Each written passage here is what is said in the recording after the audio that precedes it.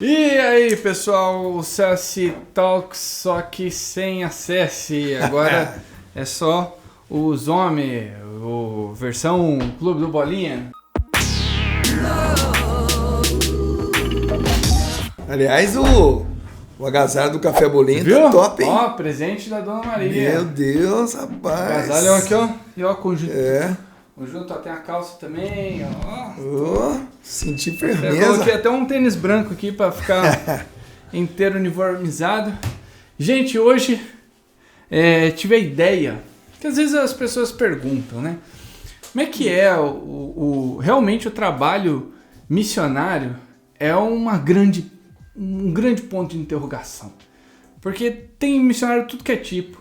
Tem gente que trabalha caindo na estrada, tem gente que trabalha atrás de uma mesa de escritório, tem gente que trabalha com arte, tem gente que trabalha com escrevendo alguma coisa, enfim. Mas como é esse processo criativo? Como que é esse discernimento? Como que isso deixa de ser só um trabalho profissional e passa a ter também uma mensagem, passa a querer convencer a pessoa, não só consumir alguma coisa, mas realmente mudar de vida, né?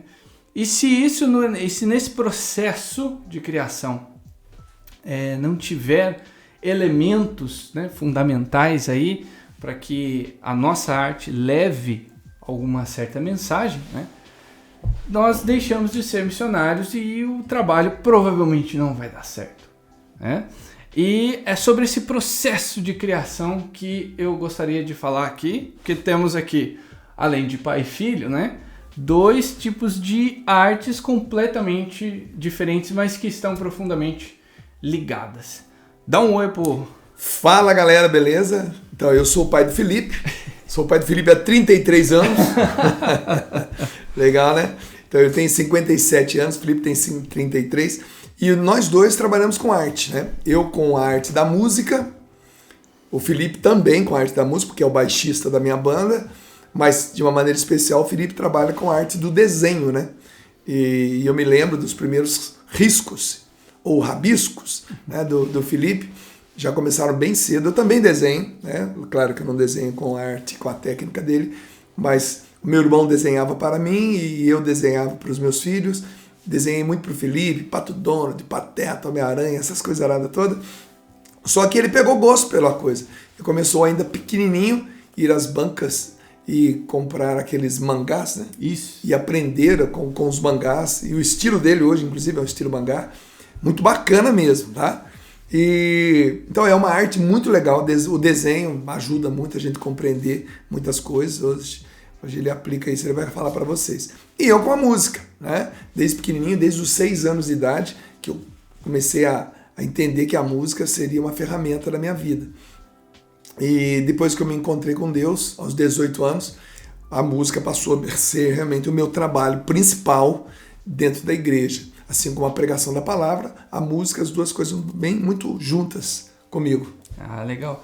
E uma coisa que é muito interessante para nós, que trabalhamos com isso, que estamos no meio, né, algo que nasce dentro da gente, nós temos, cada um desenvolve o seu processo de criação.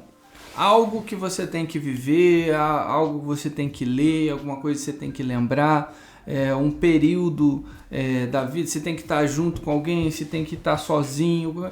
Como que é esse processo de criação, de composição, né? Você pensar uma música? Porque às vezes a pessoa em casa pensa assim, não, peraí, agora eles vão sentar e falar assim, não, agora eu vou fazer uma música de amor. E você faz e não é assim. Né? É, verdade. Não, o meu processo é longo. Meu processo para compor uma música é longo, leva aí uns 8 meses, mais ou menos. Por quê? Porque antes de eu pensar na música, eu penso no discurso. Então, por exemplo, como a gente tem o hábito de estudar a palavra de Deus, a Bíblia, né? Todos os dias, praticamente, então sempre vem um tema novo, né? A gente se interessa por um determinado trecho da Bíblia, a gente vai mais a fundo naquele versículo ou naquele capítulo, e a gente começa como que ruminar aquilo lá, e aquilo passa a ser assunto do dia a dia, com a esposa, com o filho, com a banda, enfim, naquilo que eu faço, né? Nas minhas lives. E quando eu percebo, aquilo virou um tema. Um tema. que vai ficar em mim um tempo. Então, durante um tempo, 3, 4, 5 meses, às vezes um ano, todos os lugares que eu for chamado para pregar, eu estarei com aquilo muito dentro de mim, mesmo que não seja o tema principal, mas sempre eu vou dar um jeitinho de colocar aquilo lá. Então aquilo virou um tema, tá ruminando, eu durmo com aquilo na cabeça, eu acordo com aquilo na cabeça, eu vou mais fundo no estudo da palavra, eu pego mais um livro, eu pergunto, eu esclareço, eu pesquiso na internet, enfim. Até que um dia eu percebo que aquilo também pode virar música. Aí o que eu vou fazer? Por isso que eu disse que o processo é longo. Eu pego um caderno e escrevo o máximo que eu puder sobre aquilo lá. Tudo que eu já aprendi, que eu pesquisei. Por exemplo, quando eu fiz a música Vai Caminhar, né, que é baseada na cura dos 10 leprosos.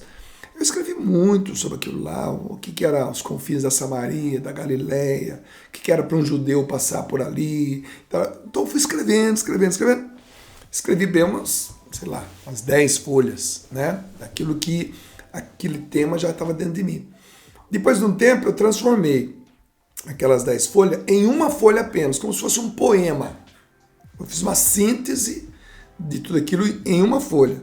E depois de um tempo eu transformei aquela folha em estrofes e refrão. Então 2 estrofes e um refrão. Então veja bem, aquelas 10, primeiro aqueles 3, 4 meses, virou um assunto aqui dentro, depois virou 10 folhas, essas 10 folhas viraram uma folha, e essa uma folha virou 2 ou 3 estrofes e um refrão.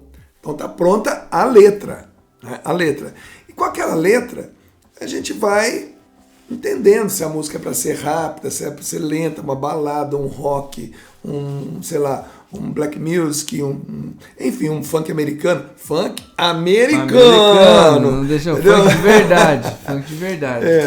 Então, aí eu percebo que aquela letra pode ser cantada de maneira mais eficaz, de forma uma balada. Aí eu vou em busca dessa balada na minha cabeça, começo a cantarolar, assoviar, para lá e para cá, até que eu consigo dar uma carinha nela.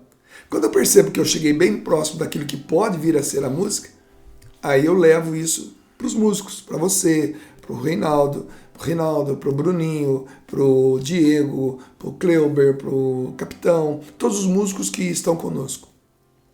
Bom, aí a gente vai começar a fazer a música de fato. Mas olha o caminho que ela fez, né? E todas as minhas músicas, são mais de 200 músicas.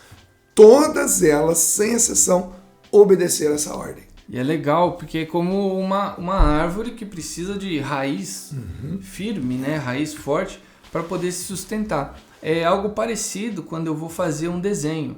Não desenho avulso, que algumas coisas eu faço só para realmente tirar foto, postar e tal, divulgar um trabalho. Mas a construção de um trabalho, por exemplo, o último agora, do Café Bolinho e Teologia, né? Primeiro, eu fui entender Paulo, fiz desenhos sobre Paulo, assisti filmes que mostravam a Roma do primeiro século, eu pesquisei outros livros para entender naquele primeiro século o que estava acontecendo na região onde hoje é a Turquia, onde hoje é a Grécia, quais eram as heranças culturais ali. Depois eu pensei, qual é o discurso? O que é que eu quero falar com isso? Porque pesquisa por pesquisa, um monte de cara já fez. Então eu preciso ter algo a dizer, isso tem que me servir para alguma coisa, isso tem que ser uma ferramenta para alguma coisa. Então quando eu entendi, bom, esse aqui é o personagem Paulo, esse aqui é o contexto, isso aqui foi o que ele escreveu, essas aqui são as pessoas com qual ele trabalhou, essas aqui são as pessoas que pertenciam ao público-alvo dele, esses são os conflitos. A partir disso eu falei assim, tá, legal, mas o que é que eu quero passar com isso? Que mensagem eu quero levar com isso? Sabendo qual é o meu discurso, como eu vou usar essas ferramentas, como eu vou usar estas informações, eu coloco o desenho a serviço disso. Então eu vou precisar de um mapa, então eu vou fazer um mapa. Então eu preciso dar uma cara para o Paulo, então eu vou fazer um desenho de Paulo. Preciso mostrar a interação dele escrevendo para Tito. Pô, vamos desenhar Tito, né? Vamos desenhar Timóteo.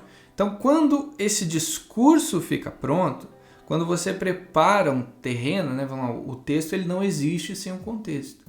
quando preparamos isso aí, a arte dá certo e vem os frutos.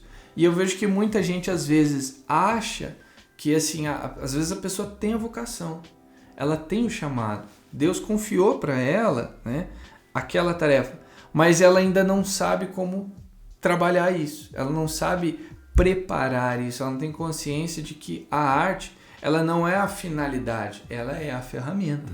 Ela é o meio. Ela é o meio qual você vai conseguir evangelizar. E aí às vezes ela pensa assim, nossa, mas Deus me chamou a evangelizar pela música. Ah, mas eu sentei aqui 10 minutinhos e não saiu um hit. Não é assim. Não é mágica. Não é mágica, né? A intenção, né, desse vídeo aqui é justamente mostrar isso para vocês, né? Que não é mágica. Principalmente nesse processo de evangelização, é um negócio... Quem não transpira, não se inspira. Exatamente. Você tem que ter uma transpiração aí. Acho que era o Padre Jonas que falava, né? 5% é 10% de inspiração e 90% de transpiração. Então você tem a inspiração, né? Você tem o chamado, Deus ilumina com alguma coisa e o resto é ralar. Vamos imaginar quanto tempo um Einstein na vida, ou qualquer outro cientista, quantas experiências que não deram certo foram necessárias para finalmente fazer a experiência que deu certo. Para que dê certo. Para se tornar uma matéria científica, numa revista, uma verdade. O cara conseguir bater a mão no peito e falar assim, não, agora eu tenho certeza de que o caminho é esse. Mas olha quanto tempo ele precisou, é uma vida de doação. Outra coisa que é interessante, após esse processo, né, de criação e tal, qual seria uma música que mais demorou? Você acha que mais demorou para ficar pronta? Não no sentido de gravação, mas no sentido de tipo assim, você sentiu aquela inspiração, mas de repente você pensou, mas não é a hora de trabalhar isso. É verdade. E aí depois que chegou assim, nossa, agora é o momento de trabalhar isso. E você retomou essa inspiração, você retomou esse trabalho e colheu o fruto bom.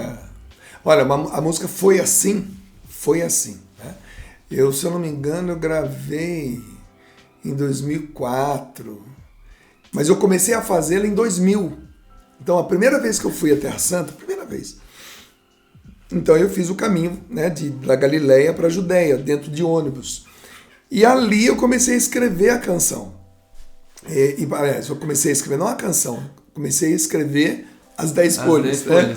E escrevendo sobre a caminhada de Jesus, que saía da Galileia, ia para a Judéia, passando pela Samaria, passando por Jericó, subindo os 800 metros de que a altura de Jerusalém em relação ao nível do mar, indo, voltando várias vezes. Então, de 2000 a 2004, se eu não me engano, quando eu gravei esse CD, eu fui à Terra Santa pelo menos uma vez por ano. Né?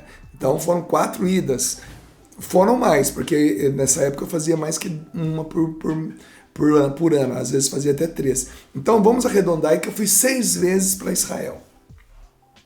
E nessas 6 vezes que eu fui e voltei para Israel, eu trabalhei dentro de mim para chegar esse assunto, para chegar numa afirmação que eu fiz ali na música, que é muito caminhando para Jerusalém, o Pai caminhando para Jerusalém, o Pai o conduzia sempre a algum lugar, e sob o pó da estrada sempre...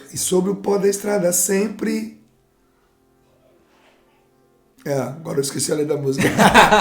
Caminhando para Jerusalém, o Pai o conduzia sempre a algum lugar, e sob o pó da estrada sempre alguém a mendigar. Quer dizer, Jesus foi descobrindo a sua missão, foi tendo noção daquilo que realmente ele era, como é que seria o fim daquilo. O Pai foi revelando aos poucos. Parece incrível, mas tem pessoas que acham que Jesus nasceu falando, andando, lendo, escrevendo, sabendo que ele era Deus. Não, ele teve que ser recordado dessas coisas por Nossa Senhora, por José. Né? Imagine, Jesus quando aprendeu a falar, né? Abba, né? Papai, né? Começou a aprender a falar o nome da mãe, Miriam, né? Maria. Quando ele começou a ler, começou a aprender a ler ou escrever, né? Com Nossa Senhora. E quando Nossa Senhora disse para ele, só tá vendo isso aqui, ó, Isaías, aqui, esse profeta, tá vendo? Você sabe quem é essa mulher aqui? Não, mamãe. Então sou eu. Sabe quem é esse menino aqui? Não, mamãe. Então é você. Ele teve que ser ensinado que ele era o Filho de Deus. Então, tudo foi sendo revelado para Jesus. Mas quando a gente diz isso, as pessoas acham que não, mas não. Porque já estou acostumado com como é que fala? Jesus já nasceu sabendo. A imagem pronta, né? Exatamente. A gente tem, nós temos essa imagem, né, na cabeça que tanto ficou famoso, de um Jesus já com manto branco, né, com as mãos com a chaga, prontinho e tal, todo glorioso, né? Ou na cruz ali, já feito, realizando a sua missão.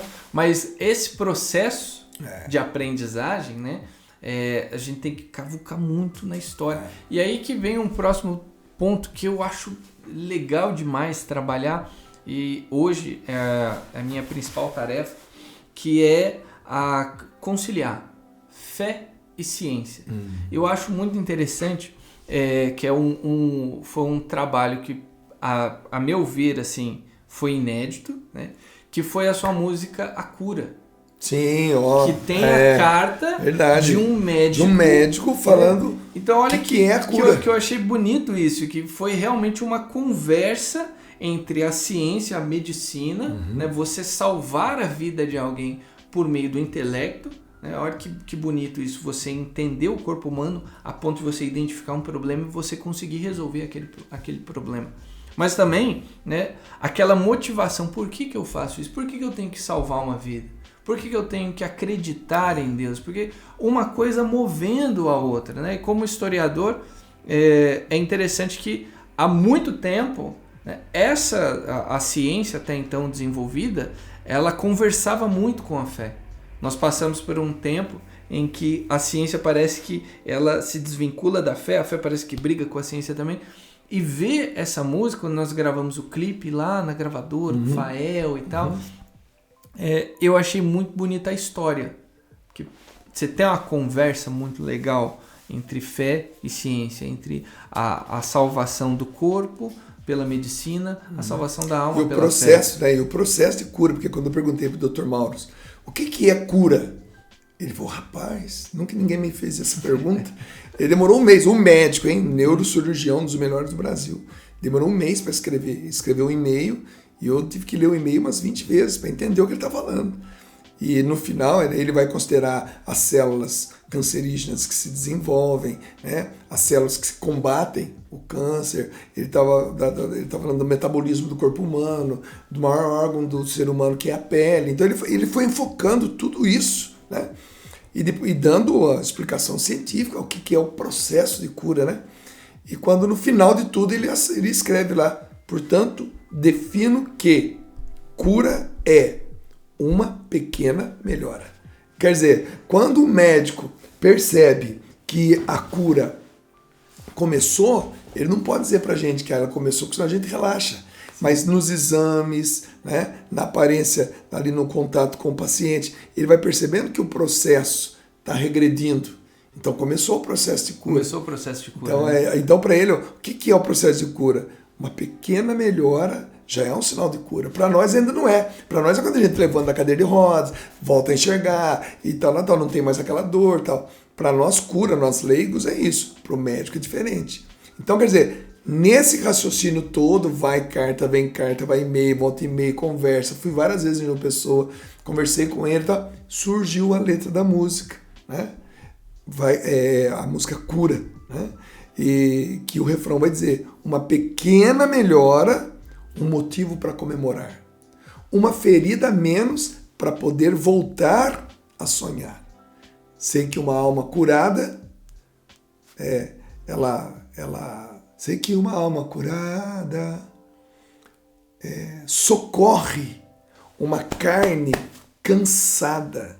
A alma curada socorre a carne cansada e alivia o coração. Quer dizer, para chegar nessa poesia, tem muita ciência por detrás. Tem muita ciência por trás. Né? Então, cura não é estalar o dedo, né? Pode acontecer? Pode. A pessoa pode ir num encontro e alguém proclamar a cura dela e ela ser curada imediatamente, como foi o caso de muitas curas na Bíblia.